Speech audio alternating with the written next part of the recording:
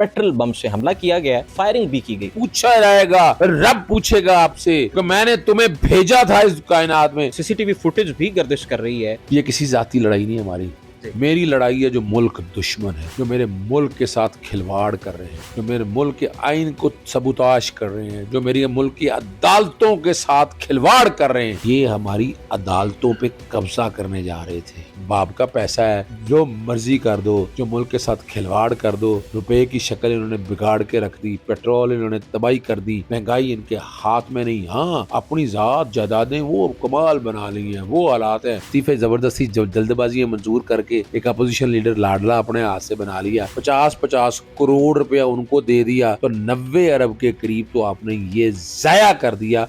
बजाय ये कि इलेक्शन जो फेडरल कंसोलिडेटेड फंड से वो करवा सकें। हमारी अदालतें रेड लाइन, हमारा चीफ जस्टिस रेड लाइन, हम उनको हाथ नहीं लगाने सुपरमेसी होनी चाहिए। बिल्कुल। वो चाहती है सुप्रीम कोर्ट में डिवाइड हो जाए, अदलिया तकसीम हो जाए। अच्छा, डिवाइड नहीं है क्या? जस्टिस काजी फायज ईसा की प्रेजेंस जो पार्लियामेंट में जितनी मुजम्मत की जाए उतनी कम है। आपके घर पर हमला हुआ, कल को ये आग किसी और के घर तक भी जा सकती है। हिस्ब इख्तदार, हिस्ब इख्तलाफ ये नहीं सोचते कि कल को इख्तदार छीनना है, मिल जाना है।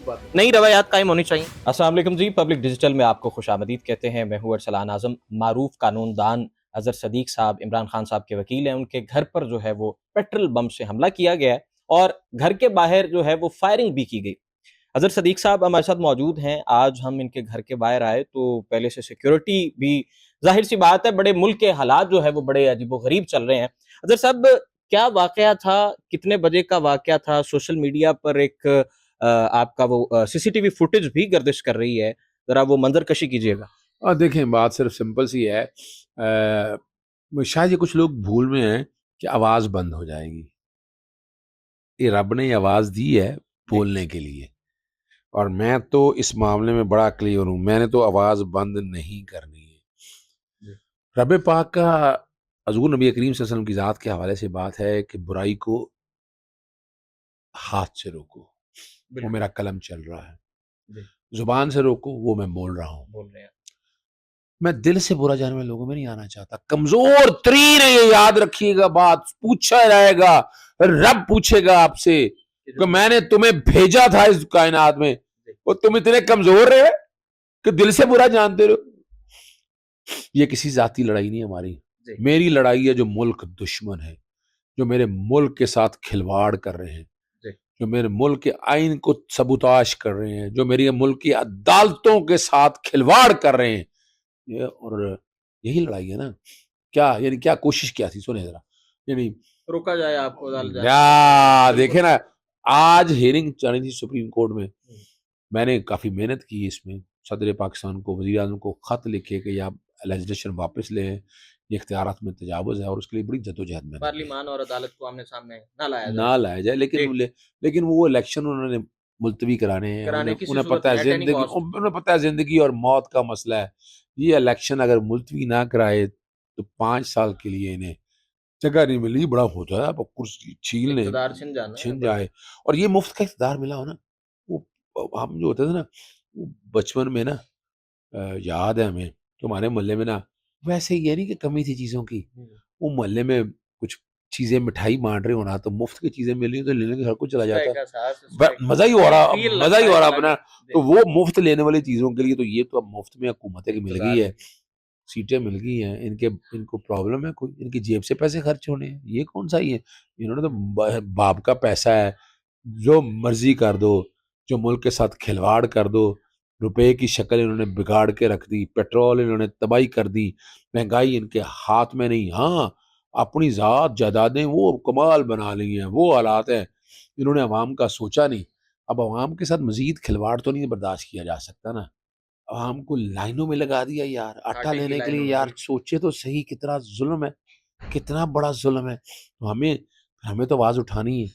अब ये वाला मामला जो पीछे था ना, कि ये हमारी अदालतों पे कब्जा करने जा रहे थे, हमारी इख्तियाराती जंग को, इनका कोई ताल्लुक नहीं है। अच्छा, आर्टिकल 184 की सब क्लास जो 3 है, वो इख्तियारात को मिनिमाइज करना, आपकी हुकूमत जब पीटीआई की हुकूमत थी उस दौर में भी कभी कोशिश की गई थी? बिल्कुल, मैं बता दूं आपको, अगर कोशिश की होती तो फिर ये میں نے اس کا حل ایک بتایا آپ کو ویسے ہی, اور یہ میں مذاقن سیریس ہو نا, تبدیل کرنا, اپیل کا رائٹ لانا, اپیل آ نہیں سکتی اس میں, لانا چاہتی ہو نا تو آئیں پارلیمان میں 2/3 اکثریت سے کریں, آئین میں ترمیم کرتے ہیں, جو استعفے زبردستی جلد بازی منظور کر کے ایک اپوزیشن لیڈر لاڈلا اپنے ہاتھ سے بنا لیا, 50 کروڑ روپیہ ان کو دے دیا, 172 یا 73 یا 74 لوگوں کو 50 کروڑ دے کے اگر حساب اگر آپ لگا لیں تو 90 ارب کے قریب تو آپ نے یہ ضائع کر دیا,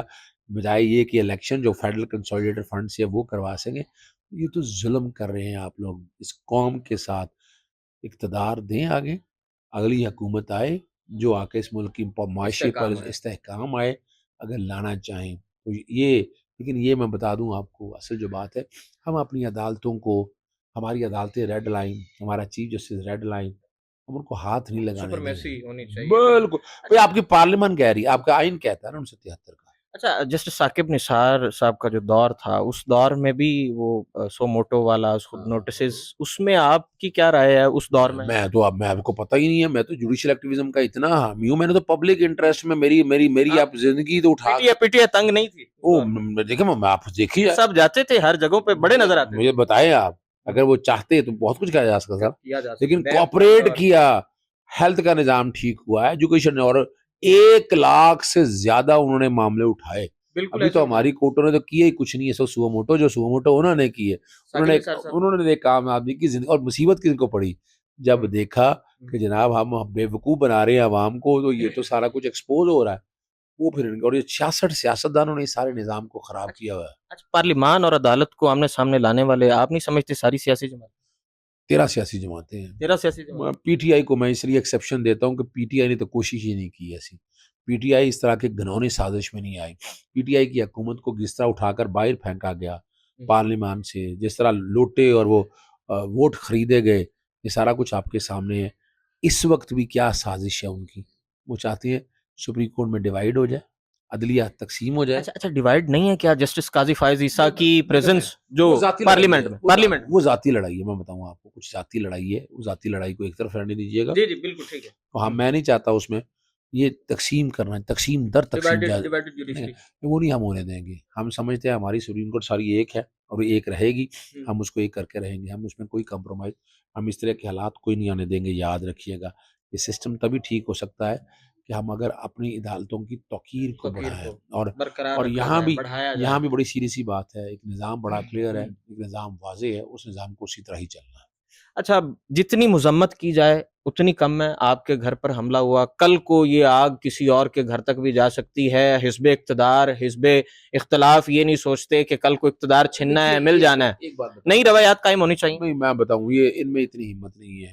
آپ کریں گے, آپ کی حکومت پی ٹی آئی. دیکھیں, عمران خان نے تو پولیٹیکل وکٹمائزیشن کی ہی نہیں ہے. کیسز انہی کے دور میں بنے ہوئے تھے, وہی چلتے وہ سارے. عمران خان نے یہ کوئی کام نہیں کیا. عمران خان چاہتا تو دھرنے روکتا ان کے, ان کو سندھ ہاؤس جانے سے روکتا, اس نے نہیں روکا. کر لو جو کرنا ہے. یہی ایک فرق ہے, اور یہی ایک بڑے لیڈر کی نشانی ہے. بڑا لیڈر راستہ دیتا ہے عوامی طاقت کو. جو طاقت کا سرچشمہ ہے وہ عوام ہے, ان عوام کو کھلا راستہ دے. جمہور تک اقتدار کی جو ہے وہ رسائی ہونی چاہیے. ایف آئی آر پہ آپ بڑے سخت نظر آئے ہیں, بڑے رجت نظر آئے ہیں, تو کن کن لوگوں کے نام اس عرض پاک پہ عمران خان صاحب کی ایف آئی آر کو نہیں ہوئی, اہمیت نہیں دی گئی؟ آپ نے بڑے بڑے جو ہے وہ ناموں کا کہا ہے دبے ڈھکے الفاظ میں. دیکھیے, میں وجہ یہ ہے, دجلہ کے کنارے اگر ایک کتا مر جائے تو سزا حکمران کو ہے. میرے ساتھ جو ہوا ہے, ڈیفینس پہ بیٹھے ہوا, میں کراچی میں نہیں رہ رہا, میں لاہور میں رہ رہا ہوں. لاہور میں رہ رہے ہیں, بالکل. لاہور میں اس وقت نگران حکومت ہے, تو نگران حکومت بھی برابر کی قصوروار ہے, ان کے وزراء بھی برابر کے قصوروار ہیں. وفاقی حکومت جو پی ڈی ایم کے طور پر کردار ادا کر رہی ہے, وہ لوگ بھی قصوروار ہیں.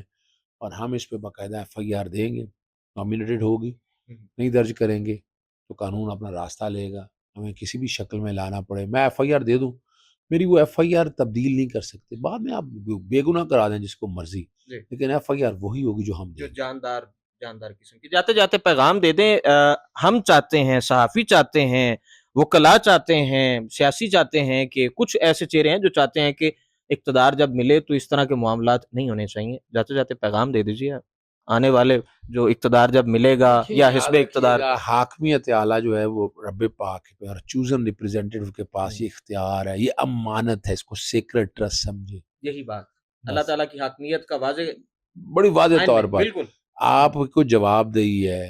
آپ جو ایک کام کریں گے کل آپ سے پوچھ ہونی ہے. تو جب آپ سے پوچھ ہونی ہے تو اگر آپ اس کٹہرے میں نہ رک سکے پھر کیا ہوگا؟ تمہارا نام بھی نہیں ہوگا ان داستانوں میں. سوچو سمجھو. یا فرعون آیا، قارون آیا، ارسطو آیا، افلاطون آیا، جنرل ضیاء الحق آیا، جنرل مشرف آیا. آج کہاں ہیں وہ لوگ؟ نہیں نظر آ رہے. بس تمہارا نام بھی نہیں ہوگا داستانوں میں، یاد رکھیے گا.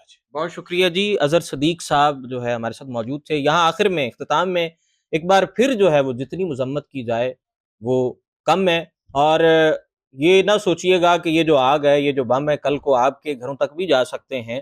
اور وہ معروف وہ مصرع ہے کہ چراغ سب کے بجھیں گے، ہوا کسی کی نہیں. اسی کے ساتھ اپنے میزبان ارسلان اعظم کو اجازت دیجیے. اللہ